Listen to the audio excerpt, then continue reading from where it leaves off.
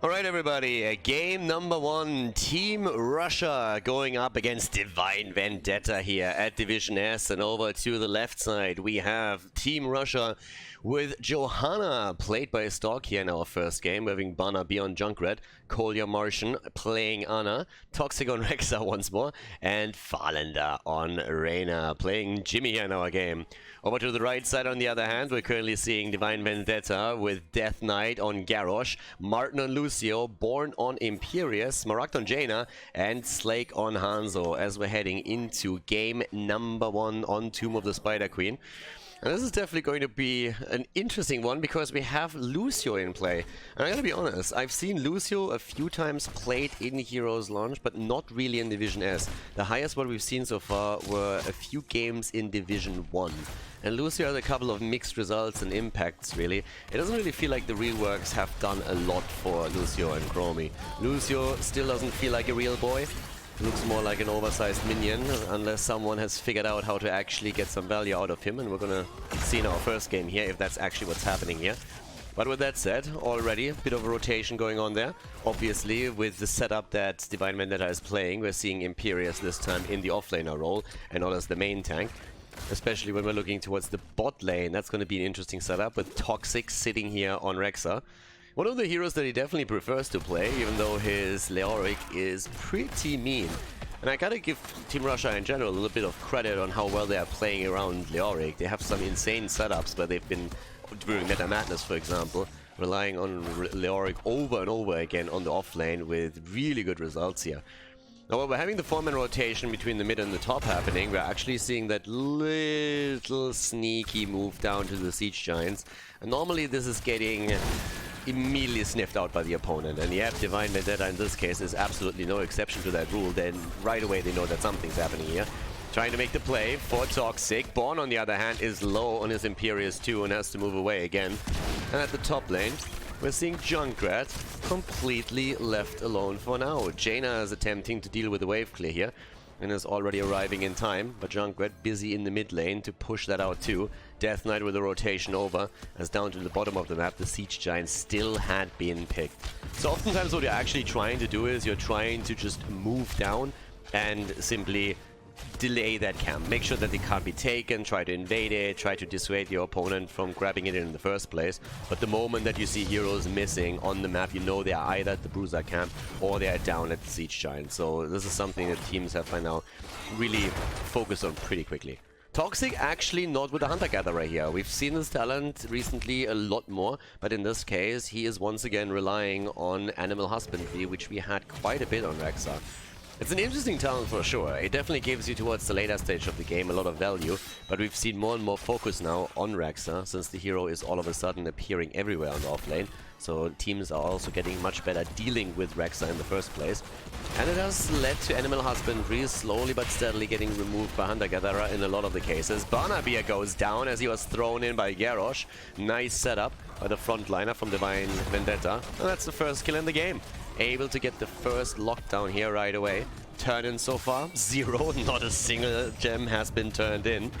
And Misha is getting some value here with the interrupt against Imperius himself.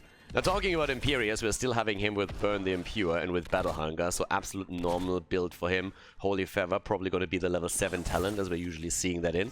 With Lucio, we have the smooth moves taken on a level 1, followed by the Supersonic right on level 4. I gotta admit that up to this day, I have not seen High 5 being used. Not once. Always talking about competitive play. Always talking about the higher leagues within Heroes Launch or Division S, Gold League as well, or tournaments like, for example, the Nut Cup. So the new talent, the new rogue ability just hasn't been used yet. Everybody so far has been relying on the sound barrier when they were playing with Lucio. Now, despite the fact that we don't really see the turn in just yet, the pressure at the top is still real. I mean, the entire wall is already gone. And that's definitely a great sign for Team Russia. But here comes the engage, brick throw, Jimmy in trouble, Farlander goes down, and that's the second kill right there. Gems get picked up, at least most of them. Having again an attempt to go straight for Garrosh, but not successful here from Team Russia. At the bottom of the map, we still have that little interplay between Misha and Imperius the entire time. The level 7 talents now bring us, amongst other things, also the Blessed Momentum. And as expected, the Holy Fervor on the side of Imperius. Same time, another throw here. Stork finds himself in a bit of trouble, but thanks to the fact that he still had the Iron Skin up, he can easily use that and get out of harm's way. But of course, it's all about the interrupts right now. Martin gets a bit of a turn in here. At least he was able to deliver his gems. There's a lot of interrupt potential from Team Russia. They're currently playing this with Junkrat with their constant grenades. They're having also the flashlight on Johanna that they can use to interrupt the turn-ins even more. So this entire setup here is pretty much designed to keep the opponent from getting that turn-in. Falana is a little bit low, and he needs to be careful here. We have the good vibrations on the side of Lucio as a level 7 talent now. Down to the bottom of the map, still that setup with, oh, a little bit of an attempt to go for Lucio. Not working out for them just now. But down to the bottom of the map, still a little play with Toxic and Born. And Toxic has 30 gems on his own. Stork is now starting to turn in, and he's actually able to deliver those 26 gems, which brings them ahead in this particular setup. At the same time, we're having the control over the top being fought over, as the teams are both trying to home in on that. With Toxic currently running 30 gems, obviously everybody is trying to keep him away from the turn-in point as much as they can. Now throw here this time against Misha, who's already aiming for Garrosh. Jaina and Junkrat up at top. Banapir delivers another 11. And all of a sudden, Team Russia is starting to threaten to complete the turn in here. The gem mount that we have on Divine Vendetta is definitely strong enough. So there's Farlander again, trying to get his damage in against Martin. Another attempt here with the mine, already zoning with Misha herself, but Death Knight throws the target away. And Jaina has in the meantime turned up topside, and that's the Red Web Beavers coming down first of all. Not too bad from Divine Vendetta. 2 kills against 0, and in addition to that, the first Web Weaver wave. They lost a few structures, but they might be able to make up for it just now with that push that is coming in. Now keep in mind that obviously Team Russia, they had a fantastic year 2019 so far. They've won a lot of the tournaments that they participated in. They were successful in the Nations Cup, they were successful at Meta Madness, they played fantastic games in the Nut Cup. And these guys have definitely been on an absolute tear. Within Division S, they definitely also lost their fair share of maps and also a match or two. But at the same time, they're still one of the strongest teams that we currently have in the league. And they're eager to prove that here. In the mid lane, they're defending the Web Weaver pretty easily. But down at the bottom of the map, it's a slightly different story. Level 10 abilities are ready for both teams now, though. Armament taking on Imperius over Wrath, which he could have tried. Also, Sound Barrier again for Lucio. So, no high five this time. I honestly just want to see high five within Division S just for the meme factor alone already. I mean, the name of the talent is just absolutely perfect. But at this point, we'll see how far they can go with that. Uh-oh, there's a Sound Barrier, and that's actually decent value here. But the Riptire comes in a bit late. Death Knight is in trouble. Garrosh trying to get away here. And we're having also the Boars unleashed by Rexa. Kill number 1, kill number 2. And with that double kill in the defense against the Web Weavers, Team Russia is now setting themselves up for a bit of a lead even. The blue Web Weavers obviously descending as they immediately started to turn in. That goes for Toxic in particular, who's now still holding 20 gems, but at least delivered a big bunch of what he was stacking up before. Rotation up to the top side, where we have Barnaby already pushing the next wave out, waiting of course for the Web Weavers to make an appearance and push straight into that fort. They can just all start to collapse onto the mid lane, which is pretty much what they're doing at this point. They're starting to move in right away here into the mid lane. Death Knight looking for someone to throw in some target, doesn't find one just yet, and Junkrat is still busying himself destroying the fort at the top of the map. Death Knight himself is actually low, and here comes the Blessed Shield, as we're seeing Stork already moving in. First of all, trying of course to delay the defense, but also hoping for a kill opportunity for his teammates. That didn't quite work out, but that top fort is pretty much gone. Web Weaver about to take it out. That's one down, and the rest of the team move to the bottom and is now even looking for Born. Oh, Imperius, 37 gems, and he gets taken down. Wow, that was the majority of the gems that he was still holding. And that is some bad news right there. Oh, that's actually pretty tricky right now. I mean, with that particular setup, that's a ton of gems that just went down the drain, and they have lost the opportunity to get a second turn in, at least for the time being. Whereas for Team Russia, with level 13 talents and now also Siege Giants taken, they still hold enough gems quite easily to get turn in number 2. So definitely a massive setback for Divine Vendetta here in this first game of the best of 5. Banabir at the top side is pushing out even more waves, tries to get them a little bit more XP, but with them now claiming not only the Siege Giants, but also the next set of Bruisers, we're starting to see them head into the middle just for the next turn and poking it out already. I mean, there's definitely some dirty setups that we're seeing for Divine Vendetta. A good town from Garrosh could be followed up by the Ring of Frost. The same is obviously true for the Hanzo arrow as well. But the way that the last few kills have been going and how many gems they lost, this is a huge setback for Divine Vendetta. And this push is something that they have to somehow stop. Imperius is holding the top damage on the team with 27,000 as they're just now grabbing the level 13. The defense in the middle is still strong, but you look at the top lane, you see how far it's already pushed out. You look at the bot lane, you see a similar picture. Web Weavers are coming in, arrow already committed to, Force unleashed once again. Garrosh not affected by the sound barrier, and he goes down. That Ring of Frost did nothing at this point, and they are already on the chase as the Web Weavers are pulling down the structures as we speak. Martin in trouble, he's trying to get away. He's able to move about just with the movement speed. And at the top lane, well, we have the fort destroyed here. We already see the wall breaking down. Bottom of the map, similar picture. Born on Imperius is trying to stem the tide somehow, but we're seeing Russia move through the mid lane without mercy at this point. They already have level 15 and they're just breaking through that wall. Easy peasy. 13 talents in, 16 still a bit away, but everything is starting to fall apart here for Divine Vendetta. 4 kills against 2, but the momentum is firmly in the hands of Team Russia, as they are also starting to put the first damage points onto the keeps themselves.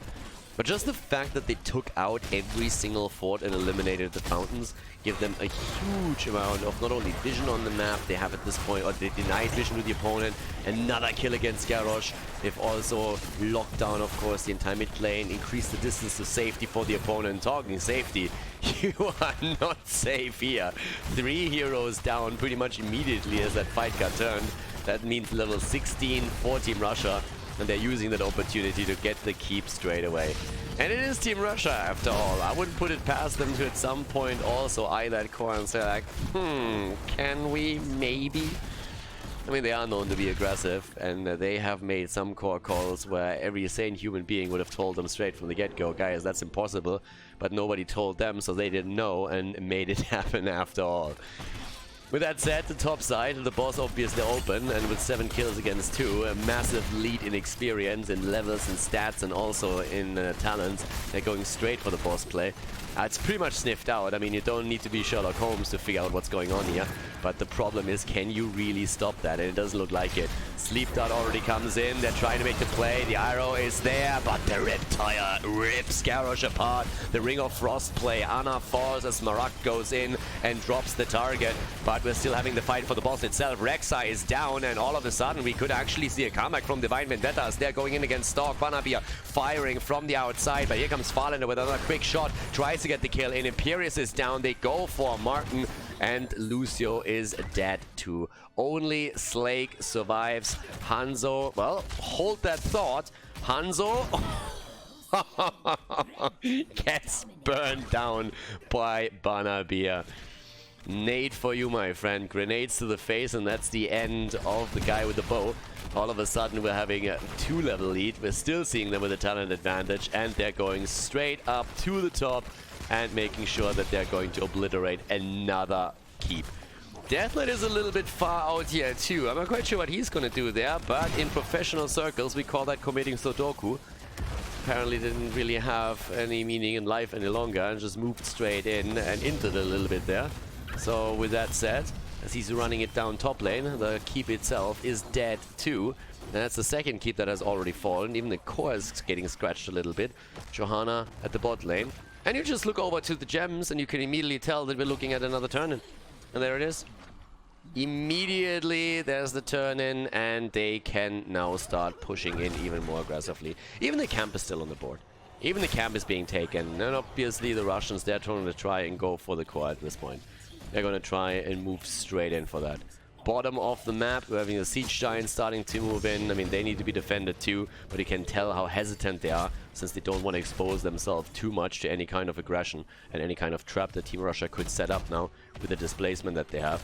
Mid lane is where most of the action is currently happening here. Stork, Farlander already moving in, and the Web Weavers at the top. I mean, this is the last stand right there, and you need to win this one. They need to get a couple of kills, they need to get him quick, and it's not a good start that you miss the arrow on Hanzo, and the ring only connects with Misha, and Misha immediately returning the favor with a quick stun and the kill assist against Imperius. This, ladies and gentlemen, is going to be game number 1. Team Russia about to take the lead against Divine Vendetta at Division S. GG and well played, as the Russians take the game with 15 kills against 4 and take down Divine Vendetta on Tomb of the Spider Queen. GG.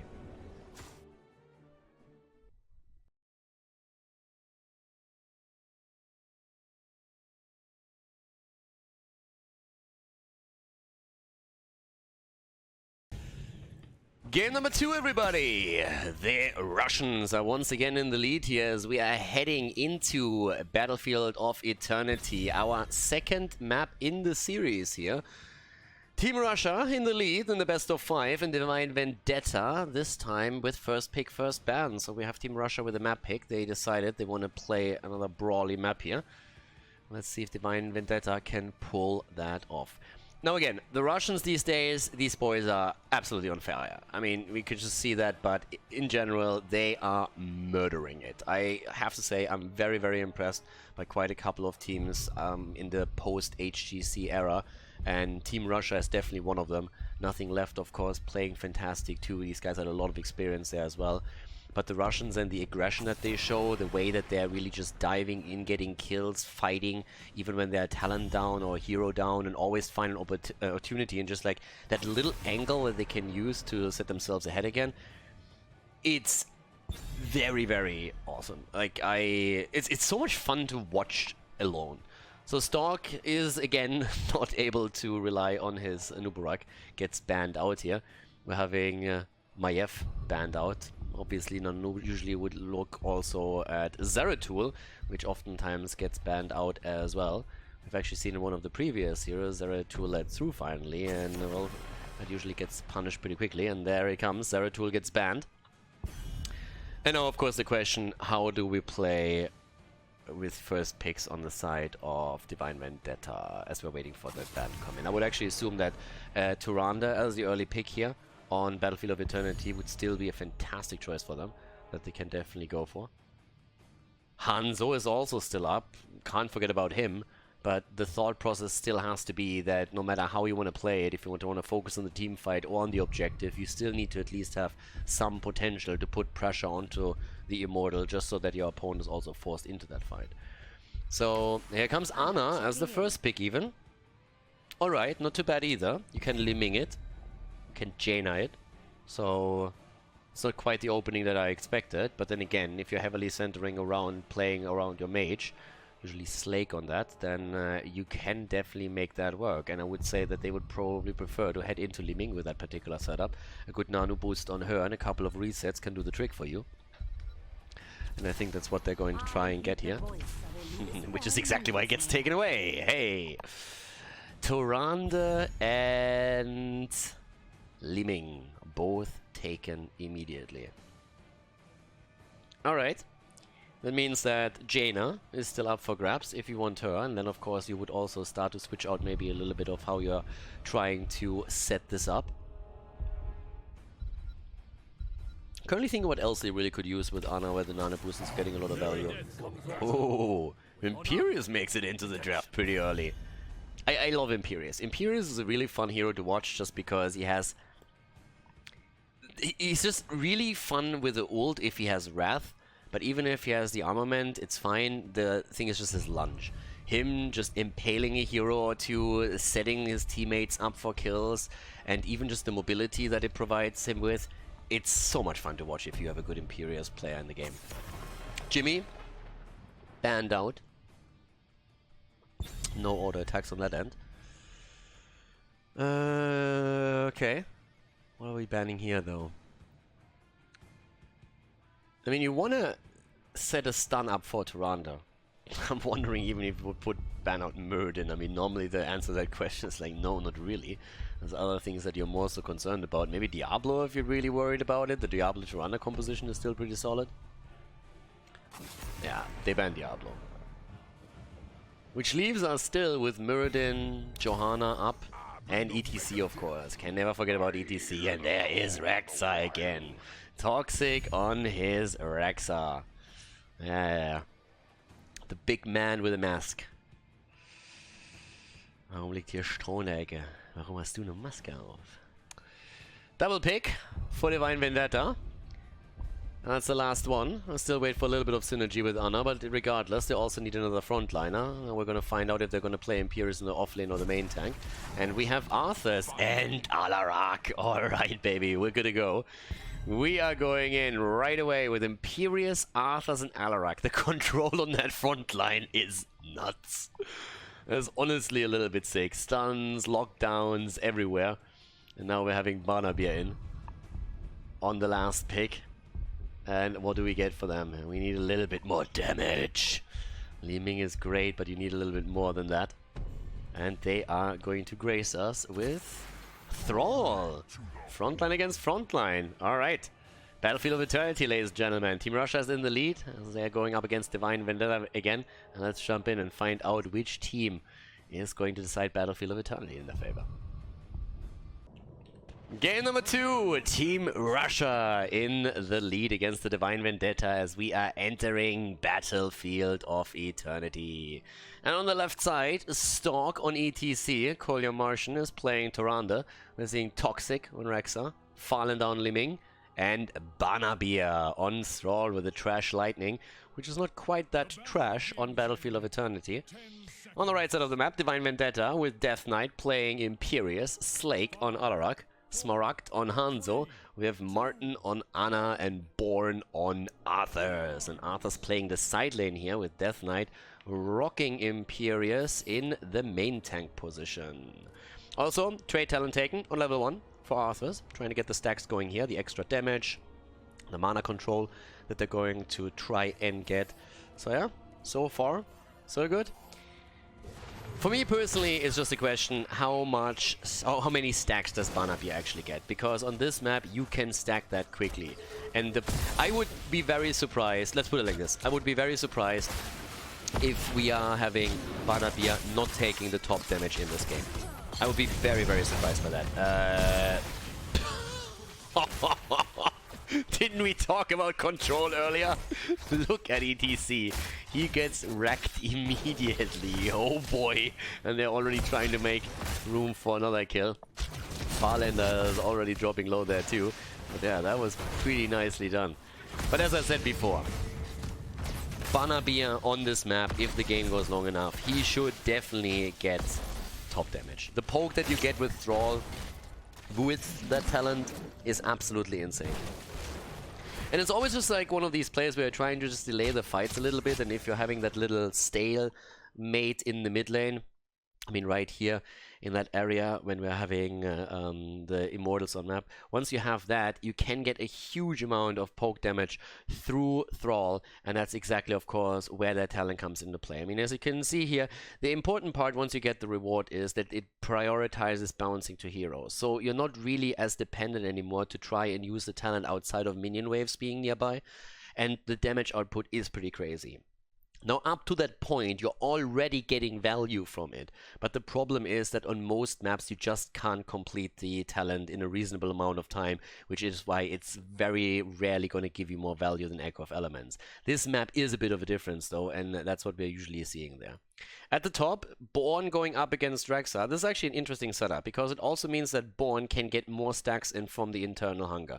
So he's currently in a setup where he can just get that sort more and more and more, and he's already sitting at 5 stacks, and he's just going to continue off cooldown every single time to get a hit in against Misha. He's already at 6, and that will continue, so he can get sick output towards the later stage of the game. What a good combo, by the way. We talk a lot about the control that we're seeing on the side of Divine Vendetta, the former meme machine, but then again, thinking about it, we're also having a lot of CC available to Team Russia here. 2 stacks at this point. for Barnaby. Definitely wants a little bit more than that. He's gonna try and get it now. That's stack number 3, and yep, there we go. Wolf comes in after the stun, and I gotta admit, that's a pretty nice setup. But oh, the flank as Rexa goes in. Uh-oh. That's a lot of problems right there. Slake is down, Hanzo is dead. They're trying to get another kill. Can't really make it happen. But at least this is happening.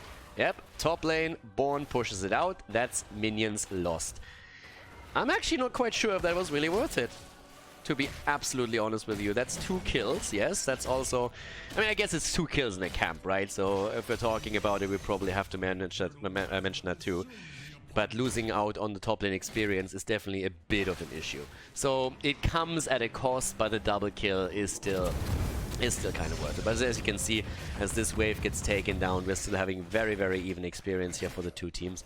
The camps are now also taken. I mean, Shaman camps. We're seeing 9 stacks already for Arthas. So he's about to hit his quest, completes that. Also, we are seeing the Animal Husbandry taken on the map now. So for Rexa, we have that talent again. And it's Immortal time. It is Immortal time. That's also when Thrall wants to stack a little bit harder. Only 4 stacks on his level 1 for him so far. And they're going in again. Another hit any second for Arthas. Yep, that's going to give him the quest reward already. And they're just walking Barnaby down. And if Barnaby die, oh, he nearly survived with 7 hit points. That would have been interesting to say the least. Now, again, as we're having him fall, I gotta admit that it seems like he's going to be a lot slower at his quest completion than I expected it to. Problematic is still that the halftime show was handily won by Team Russia. I mean, they just burned that thing down like it's nothing. And now we're looking at a full-on defense setup outside of Hanzo, trying to Shrek it at the right side. And Hanzo is, of course, doing a lot of damage, but eventually he has to move away from this one. Martin, a little bit low. The bear wants a little bit of action too. And they're going in. Hanzo. Ooh, Misha is nearly falling here. But so far the bear is still alive. Barnaby himself stacking again, sitting at 7 stacks right now. The damage definitely starting to add up slightly for him. The longer this little setup here works, the better for Thrall, to be honest. Because he's going to get a stack every single time he's off cooldown, since nobody's really splitting too hard.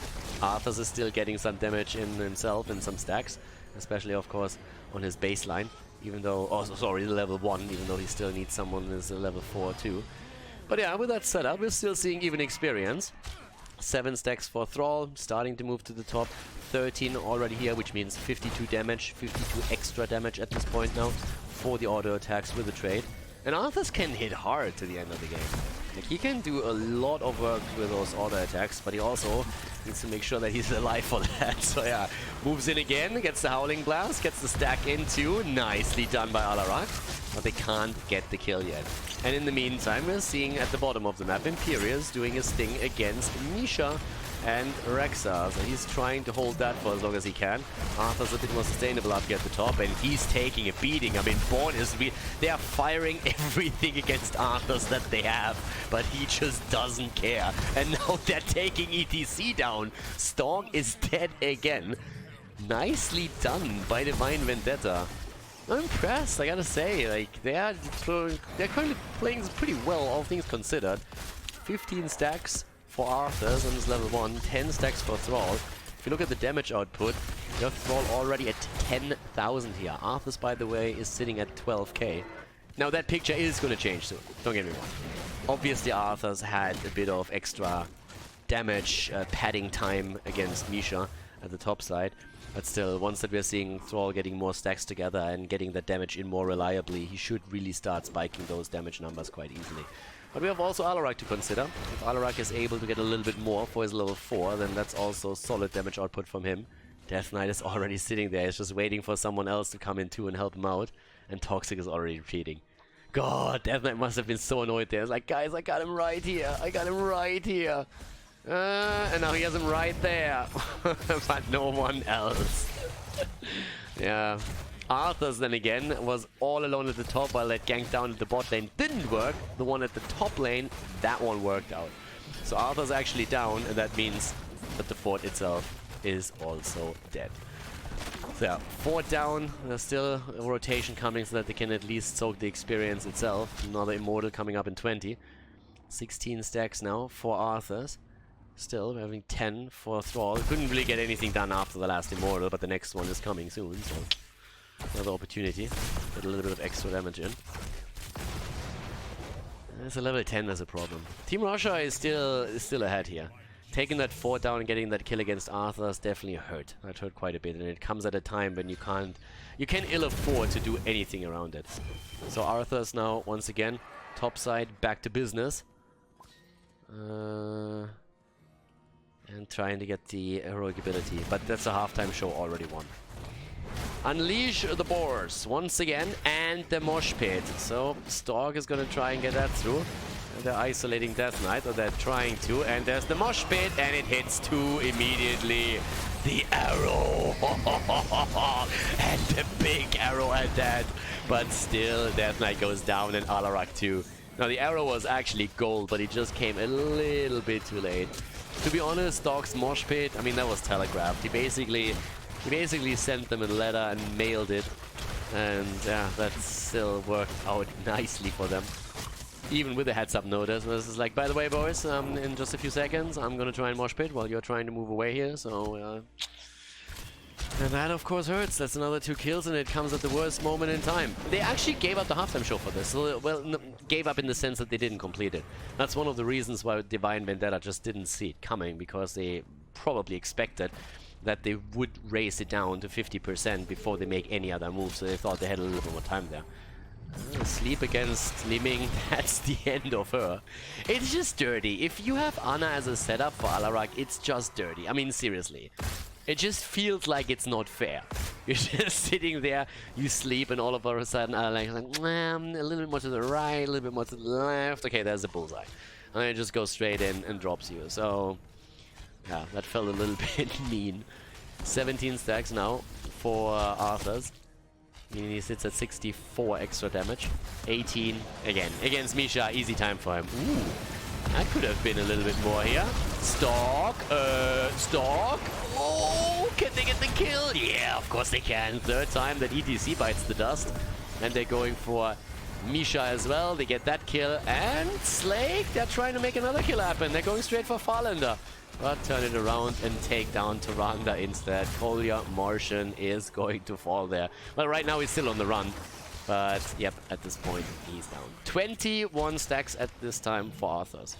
It's actually pretty impressive, to be honest with you. 21 stacks already, 10 minutes in. That means that he's nearly doing 100 damage with every single auto attack. Talking about damage, Banabir. Yeah, okay. Can't get the setup there. A close call, though. A little bit more damage also coming in from Slake himself. Ooh, he gets the combo right here, and Death Knight barely misses out on that lunge. If that connects, then that's a different story.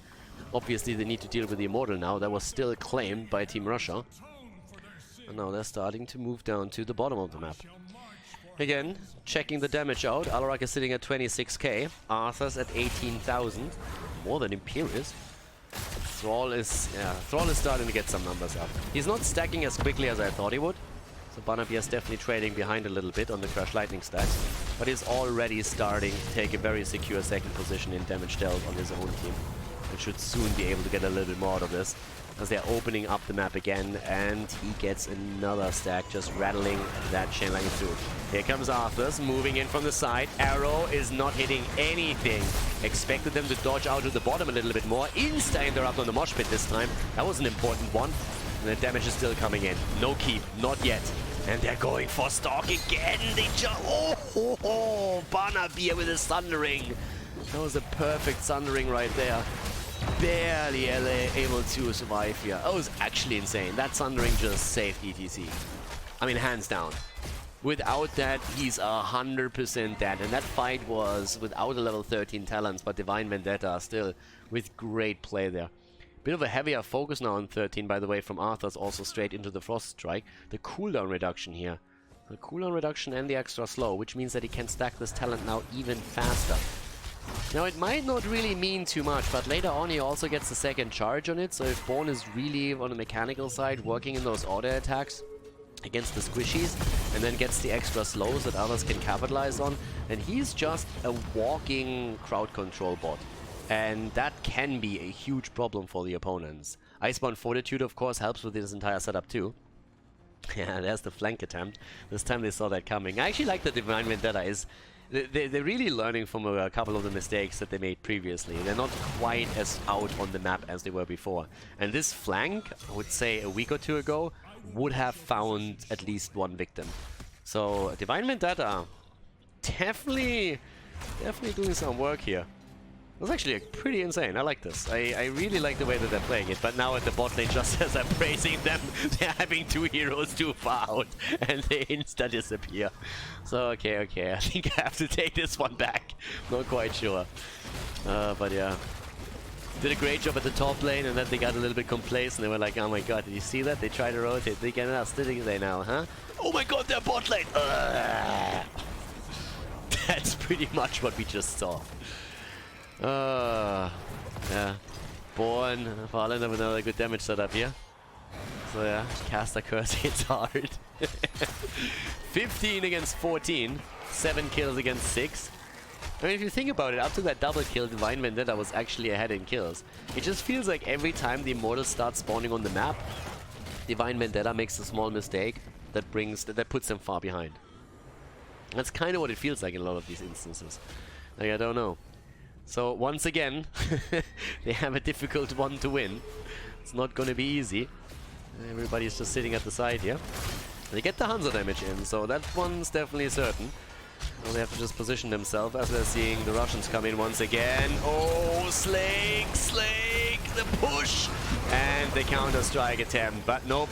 Thrall drops him, and there's the mosh pit against Imperius. The sleep dart comes in, but Death Knight is still in trouble. Born is all the way in the backline there, doing as much work as he can. Another big slide, and Imperius is down. Fallen with a reset attempt, trying to go again for Smaragd, and the Calamity hits full on.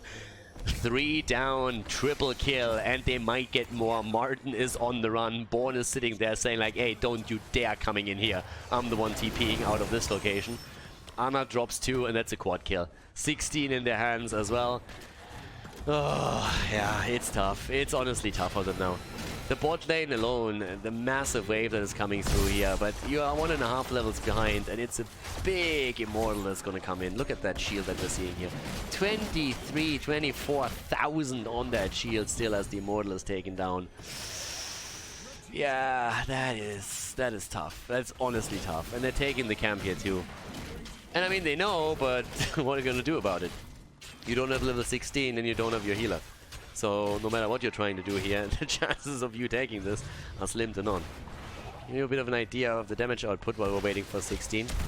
Liming running the show here. 43,000 for her. Now Thrall looking a little bit better here, but again, as we said before, Vanapia did have a little bit of bad luck in the earlier stages of the game to get his stacks going. So far, 15 minutes in, he is nowhere near to be done, which is a bit of a problem.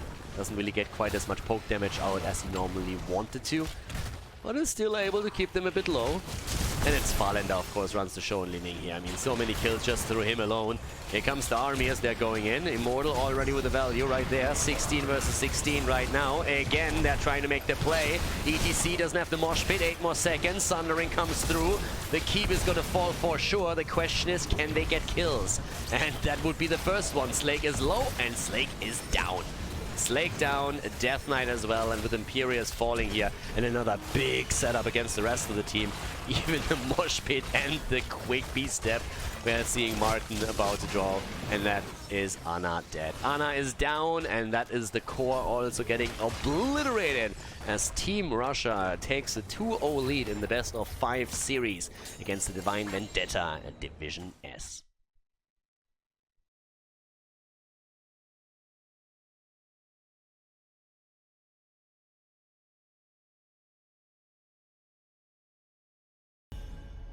Game number 3, Volskaya Foundry. A 2-0 lead for Team Russia as Divine Vendetta has kind of missed to get the win on Battlefield of Eternity.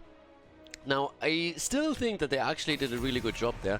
The problem is that every single time when these objectives keep spawning, there's a rotation that they don't anticipate, there's a quick flank that comes in that gets a kill, and all of a sudden they're again... It's just another setback for them. They seem to always fight uphill battles whenever an objective has to be fought over. shortly before. Then they're on the back foot, have to try and find the angle and defensive position, and it just adds up somehow. So it's honestly a little bit tricky here for them, and we have to kind of figure out if they maybe just find that little bit of, I mean, I don't know, just communication maybe, just playing a little bit safer, but they need to be able to approach these team fights a little bit differently where there's not as much pressure on them. Outside of that, I really think they already started stepping up their game quite a bit. But let's see if one of those guys they can take Team Russia down. And I mean, again, Team Russia is currently just rocking it. Not only here, but just in general. They are insanely strong right now. So with Zeratul and Maiev banned out, we have also Diablo eliminated. I wonder if they ban Rexa. If Rexa doesn't get picked, doesn't get banned, he's gonna get picked. And you know it too. Okay, first of all, they eliminated Nubarak. Let's make sure that Stork doesn't get his hero. That's the first one. Now, the next one would be... Are we going to have on the third ban maybe Rexa banned out? Or is Team Russia going to pick Rexa before that happens? Because there's absolutely no doubt in my mind that Team Russia is going to pick Rexa. I mean, that's for me just a given at this point. There's the Ana pick again. Koya Martian picking that right away. And now the first rotation. You have Jaina available, you have Liming still on the board, you have Tyrande to consider. So like the go-tos, you have to kind of decide, okay, what kind of game do you want to play? Do you want to play around the resets? Do you want to focus on your tank front line a little bit more? Pick a Garrosh right now, for example. Which I assume is allowed here as well. Now, there's Johanna getting picked and Reyna. So why do I mention Garrosh? It's actually quite simple. There's currently a bug that I expect to be hot fixed very, very quickly. So I would assume that it doesn't affect too many series that we have here. There's a bug with Garrosh where Garrosh can throw the Protector and he can throw the Dragon on Dragonshire. And in one of the previous series, the teams just said like, yeah, we don't really care, so whatever. But normally the setup would be to not allow Garrosh at all. So that's one of the setups here. So Garrosh, we have to keep a little bit of an eye on him if he's getting picked, but at this point, with what we're seeing here, Johanna picked, 2 banned out, I would assume that on this map, Garrosh actually doesn't really play a role. Yeah, in one of the previous series, he just simply got banned out early. Both of the teams said like, yeah, even if he can throw something, we're fine with it. The admins were like, okay, if you don't care, then go ahead. So, we'll see. So here comes the quick ban against Stitches, and yeah, that kind of enforces that idea of Garrosh being not allowed on this map a little bit more even. Johanna, currently the main tank on the side of Divine Vendetta, and I mean with the Iron Skin already available, can dodge a lot there. Toxic with Leoric, abandoning Rexa, I'm not quite sure how I feel about that. I mean, first of all, I feel betrayed because I think that Misha is now a sad bear, but at the same time, I don't know. I mean, I like Mr. Swiffer, don't get me wrong. All shall Swiffer all day long. I absolutely agree. And someone needs to clean all the shit up that other heroes like scatter around the map here. Hanzo with all those arrow dents everywhere, the poison on the ground and all that crap. And you play with the Stitches, there's putrid bile everywhere. But yeah, I'm not quite sure if I would have liked the bear a little bit more. Either way, we actually see Chromie. And this is the first time that I see the new Chromie in a competitive environment. So... kind of like that. See how much value she gets. We had a Division 1 game the other day where we actually had Lucio 3 times in a row. Still without the new heroic ability though. Nobody picked that. Everybody still went for the standard. But it was a pretty interesting and fun series. There comes our Alarak pick and Tyrael. Alarak, Tyrael and Leo. Okay. So Ana with the support for Farlander and Alarak. And Farlander has been rocking it on Liming on the last map. Whew. And now he has Alarak with this. Let's bring it on.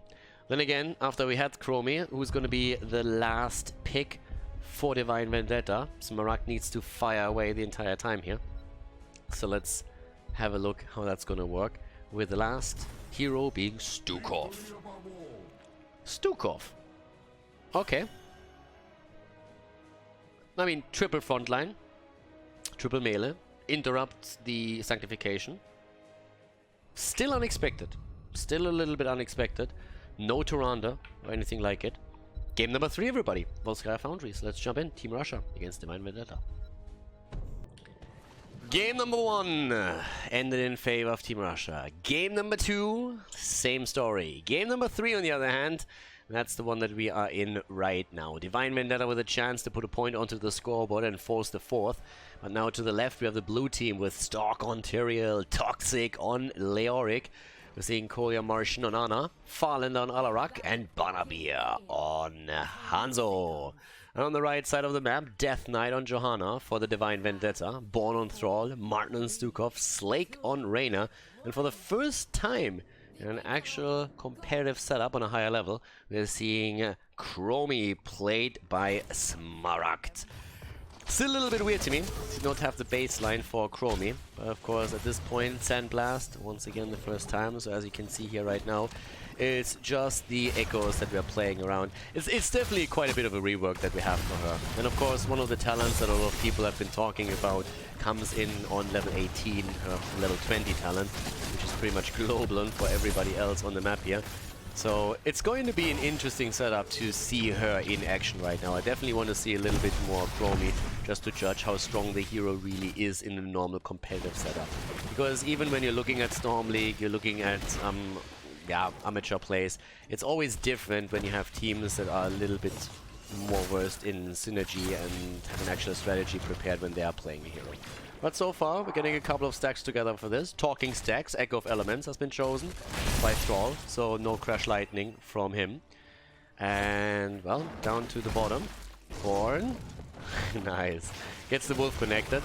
Yeah, still, there's a setup. Born is getting bodied by Toxic. Holy cow. That's also now the double globe control, of course, from Toxic. Doing fairly well around the regeneration globe, and with the early tap that Born had to pull off, just look at the position that Toxic has. It's a fantastic one for him right now. So at this point, we're actually having, again, a quick setup here in the middle. It's just all about getting the minions pushed out as quickly as you can up to the top. We're already having the rotation in as well, a little bit of a poke around the healing beacon. And that's where Chromie can, of course, really excel. We already have her with a level 4 talent, Time Troubles. And there we go. We have immediately the setup. Oh, and the kill against Leoric. Nicely done. And Time Troubles is actually a pretty sick talent for a choke point fight like this. It's really powerful. So again, the new Chromie feels a little bit different, is really interesting for sure, and should provide quite a bit of value in those big team fights here on Volskaya Foundry. Again, firing away and pretty aggressively at that too. We're currently still seeing the level 4 Neil Peasant. We're having with the healing beacon that Death Knight just took. We're having them actually just moving straight onto the point, or they can move onto the point, and drop that for the extra sustain, so they can take the earlier position, taking a little bit of a lead. We have a triple melee line against them, which means that Stukov in particular is going to find value through that AoE. Went, on the other hand, into the Fetid Touch on level 1. So not really with a full focus on the Lurking Arm.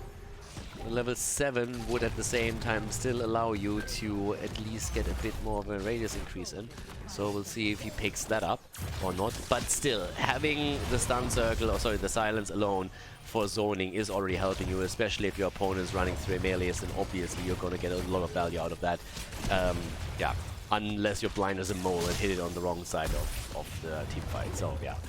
So now we have the poke in, but Death Knight is actually dropping dangerously low, and first of all he has to be healed up, but he needs to be careful around that healing beacon too. So yeah, they're gonna tap now. Kinda have to. Chromie has by now also 20 stacks on her level 1. We're seeing with a proper greeting. We've actually seen a lot of greetings here already. But yeah, there is a lot of stuns and slows available on the other side, especially of course through Stukov, but not only him. Johanna in particular can of course provide that, so you're going to get a lot of value out of this. Damage numbers is something that we're definitely going to keep an eye on a little bit later on to get a bit of an idea of how impactful Chromie has been in this. Sleep Dart hits home right there. But we also have 6 stacks now for Alarak on his level 4. And Alarak's damage output is something to definitely keep an eye on as well, because we have seen Mane obliterating people with that hero a bit earlier. Again, the attacks right there. Death Knight has to drop that healing beacon soon. He's actually starting to fall very low here. And they haven't taken a single point on this yet. Here comes the healing beacon, there's the silence, overtime has already started, and there's the damage, but it doesn't really seem enough, and the double turret is doing work, and that's a protector right there. Protector is going to be taken, and things are starting to get a little bit nasty. Russia with a very, very good lead here. 11,000 damage on Chromie.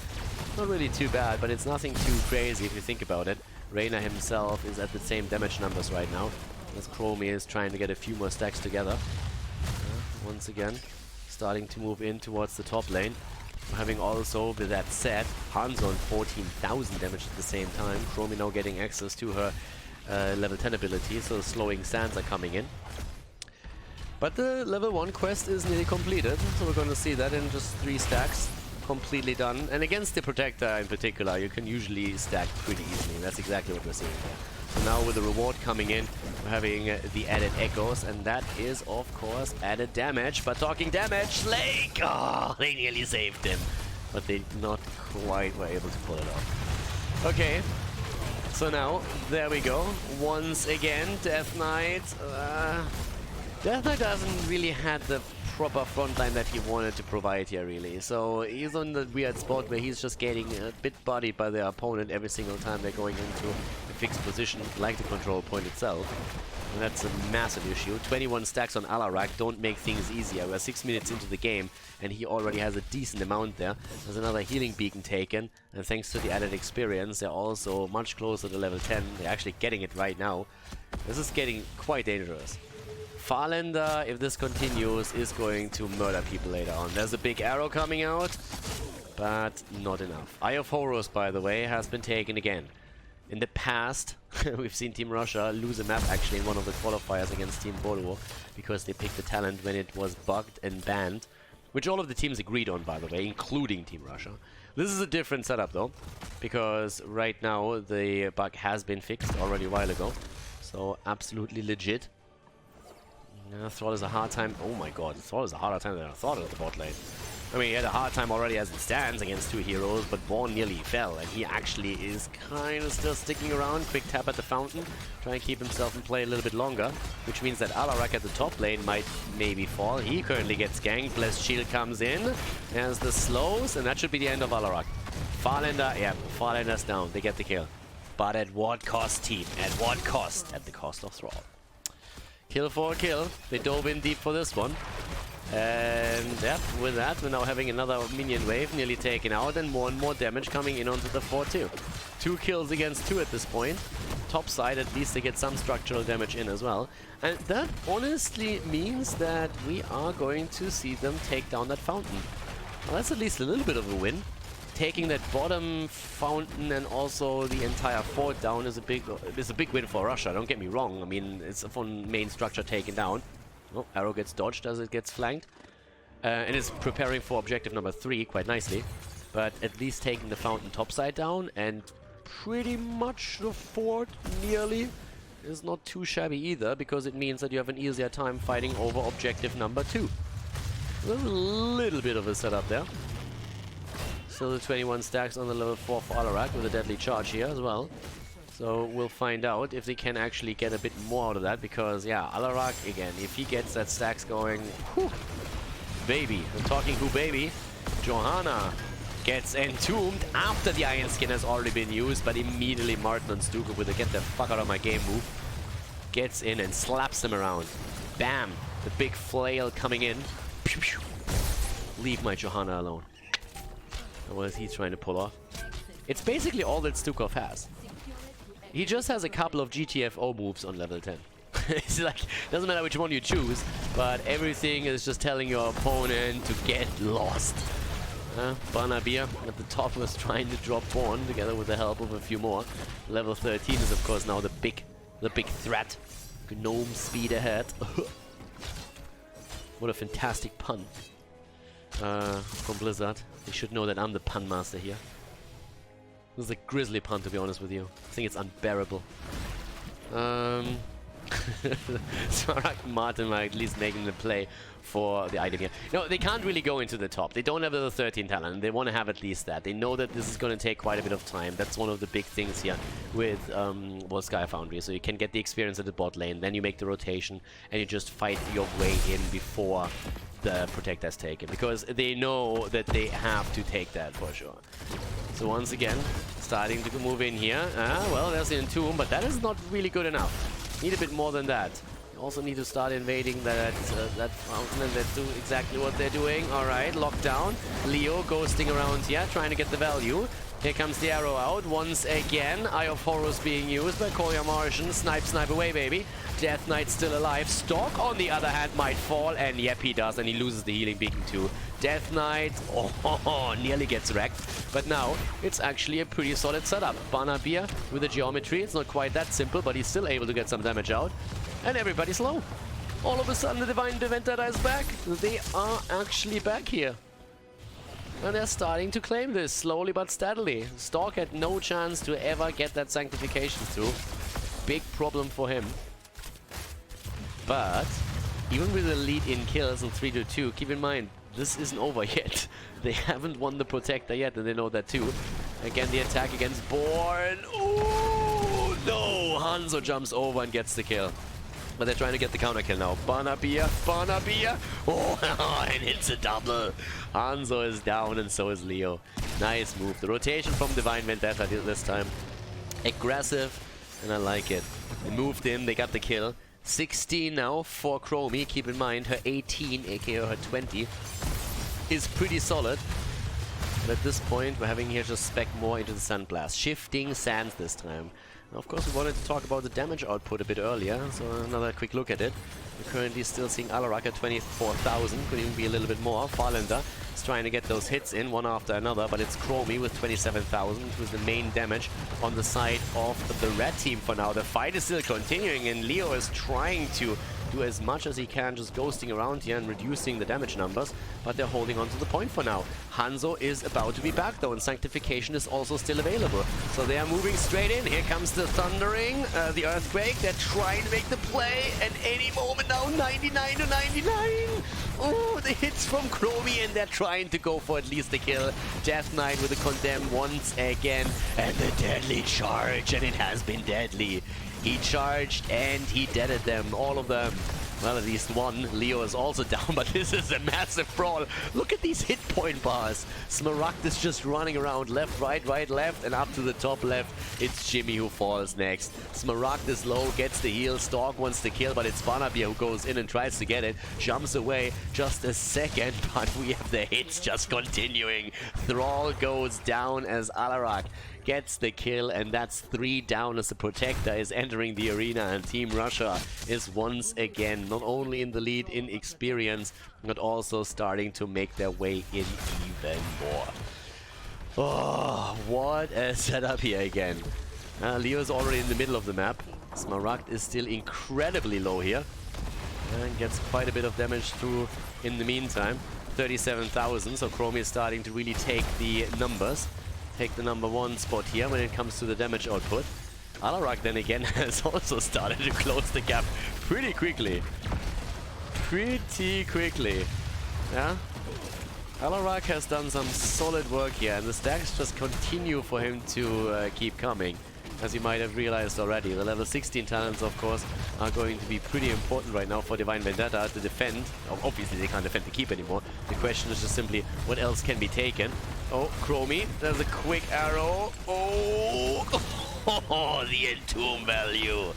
Nicely done by Toxic. That was a great Entomb, just blocking her out completely, and with Chromie down, now we're having the damage still delivered. And Alarak, he is doing work once again. Eye of Horus still there. No deadly charge just yet. 2 seconds for the Sanctification as they're looking for damage again.